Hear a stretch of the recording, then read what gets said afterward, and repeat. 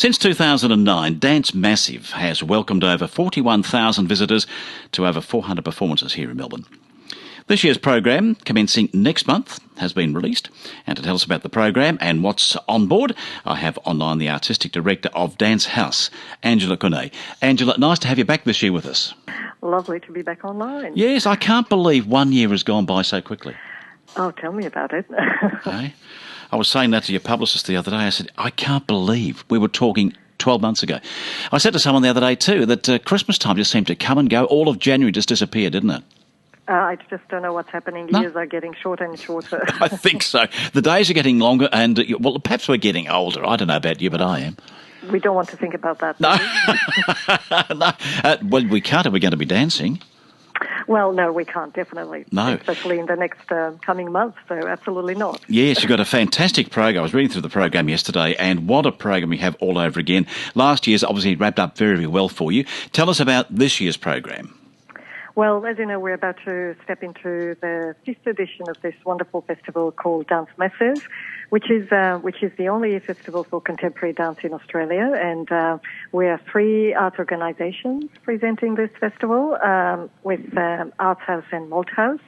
And yeah, it's 2 weeks of massive dancing.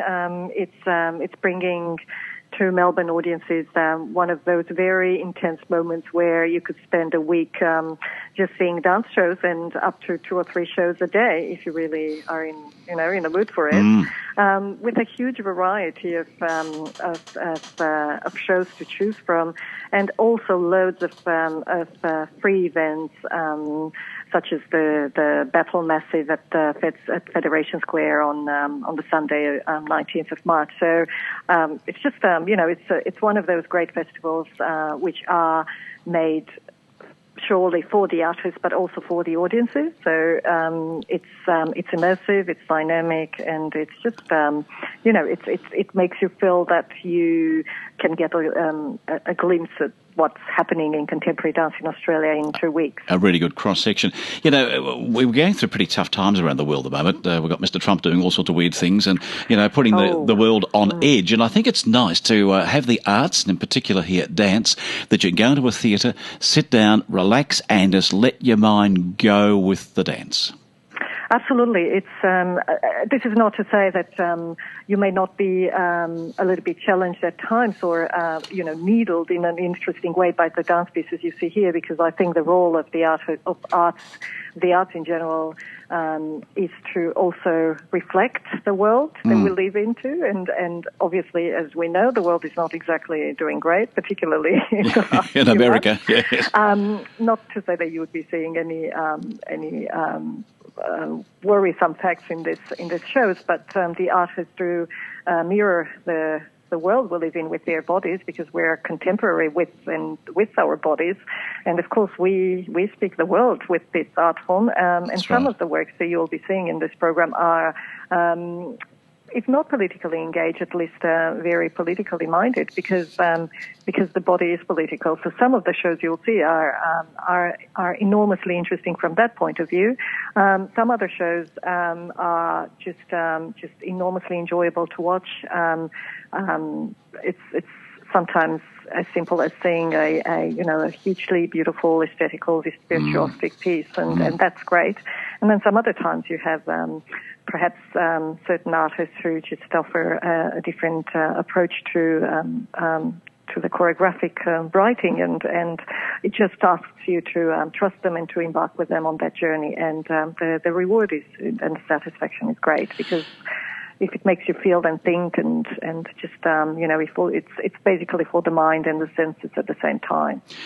Angela, there's a couple of world premieres I noticed too on the program. There's one on the 23rd of March, and that's If It's All in My Veins, and the other you've got coming up, the Stella Project, on the 18th of March.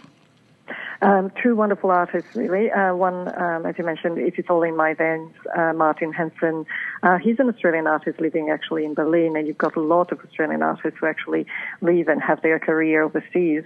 It's such a pleasure to have him back. He was one of the 4 finalists last year in the Kia Choreographic Award, which is this amazing award for choreographic making. And we've asked him to make a full-length work of the initial piece he did last year. What's great about this piece is that it's looking from it's the point of view of somebody who's been living in this millennials generation, and with having a wonderful, flamboyant, intergenerational cast, is looking at the end of history, including the history of dance. So what happens if history came to an end? Which is a very interesting question. What becomes history and what's left of it, and how this cycles repeat themselves and affect us today. And all done in dance. And all that in dance, and just without, it's a wonderful, wonderful piece with quite a lot of thinking going on. So I'm sure it will be one of the highlights of our program.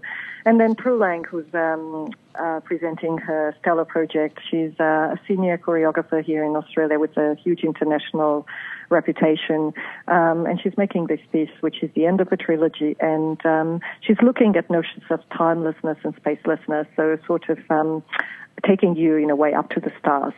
So Angela, I'm assuming something beautiful. When you were talking about Martin there, you mentioned that a lot of the dancers leave Australia to follow their career overseas. Do we not have as many opportunities here in Australia? It's not that we don't necessarily have that many opportunities. I think it's also part of what is cultivated when they, leave the dance schools that they go to train. Is it's always good to travel and to be exposed to other contexts and to work with other artists and to have a work experience overseas, and then perhaps come back and to back home and have a career here. Very often artists have careers in both countries, Australia and, overseas. And it's quite a common trend even in Europe or in the US to just travel overseas and then get as much as experience as possible, go and do as many classes and workshops, make as many encounters, because art making is a complex process. So it's a sedimentation of layers, and those encounters with inspirational people is what will make them great artists one day. So they are not already. Yeah, I suppose for a dancer too, they've got limited time, haven't they, to follow their career?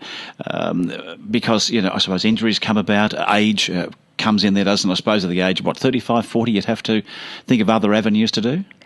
Well, indeed. I mean, it's very hard to have a career in dance and just, do that. So you have to have 15 other jobs on the side. Then, of course, the body being the tool that you work with, you have to look after it. Now, contemporary dance comes in many shapes and forms, so it's not so, in certain instances, it's not as demanding as classical ballet. So when I was saying with Martin, he has an intergenerational cast, one member of one of his performers, Helen Sky, she's probably nearing her late 50s. Right. So and she's beautiful on stage, and we want those aged bodies on the stage because they speak differently. But it is a very demanding art form. It requires a lot of course, it requires a lot of talent, vocation, commitment. Really believing in what you do, and then of course with contemporary dance you have the option of just being the choreographer and not necessarily performing. Yes. But it is a very delicate art form because it works with a live body, and that comes with wonderful things, but many constraints. Can wear out, yeah, of course. Now, it gets underway March the 14th through to the 26th of March. Do you have any phone numbers about booking or the booking agency to go through? Yeah, all tickets can be booked on our website, dancehouse.com.au, and I definitely recommend you have a look at the programs in the other partner venues, Arts House and Malthouse. It is a wonderful festival running over 2 weeks, as you mentioned.